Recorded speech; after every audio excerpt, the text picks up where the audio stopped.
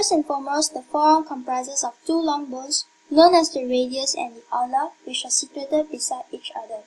In the anatomical position, the ulna is the bone that is the most medial to our body, and the radius is closest to our thumb. The primary motion of the forearm is rotation, such as the pronation and supination movement of the arm. When a bone breaks or cracks, the injury is called a fracture. So an ulnar fracture is a break in the ulnar bone, which is one of the two bones in the forearm. Often a fracture to the ulna occurs in combination with other injuries such as sprained or dislocated wrist or elbow, or even a fractured radius. Ulnar fractures can vary in location, severity, and the types, which includes simple fracture, compound fracture, green stick fracture, comminuted fracture, avulsion fracture, olecranon fracture, just to name a few.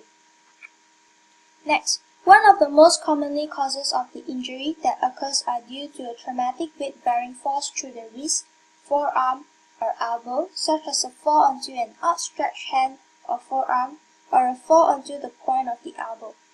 This may occur with any fall, but is particularly common in sports such as skateboarding, snowboarding, and ice skating, where a fall onto a hard surface is unforgiving.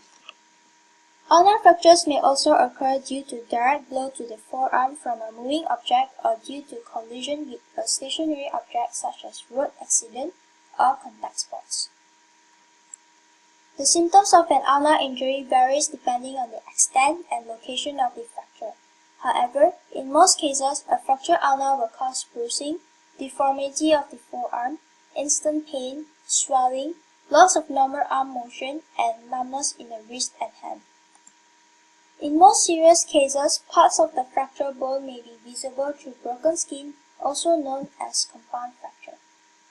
Usually, an isolated ulnar fracture can be treated with a cast or a fracture brace. And if there is a compound fracture or a significant amount of displacement of the ulnar fracture, a usual treatment is needed which uses plates and screws to secure the fractured bone through surgery.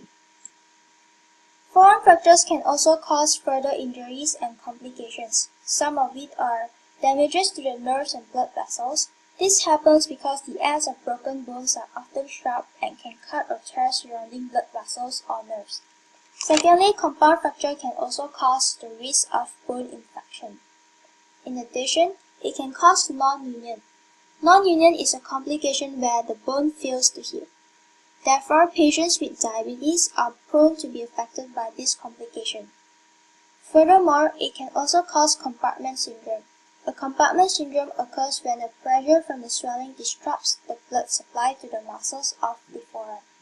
This complication usually occurs by excessive bleeding and significant swelling of the fractured bone. Nevertheless, bones have a remarkable capacity to heal. Forearm bones typically take around 3 to 6 months to be fully healed. The more severe the injury are, however, the longer the recovery may be. Last but not least, physiotherapy treatment is vital in all patients with a fractured ulna to fasten the healing process and to ensure an optimal outcome. One of the most recommended treatment is by exercising. The recommended exercises include flexion and extension of the elbow, where the patients are encouraged to bend and straighten their elbow as far as possible pain-free.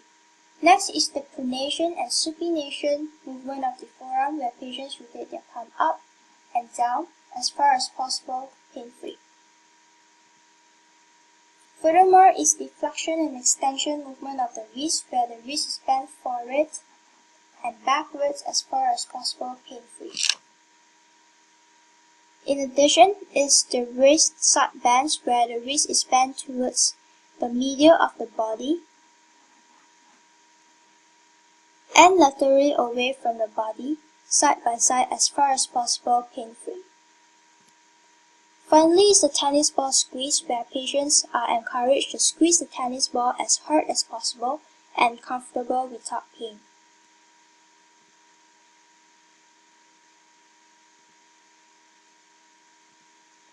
And that's all about it. Thank you.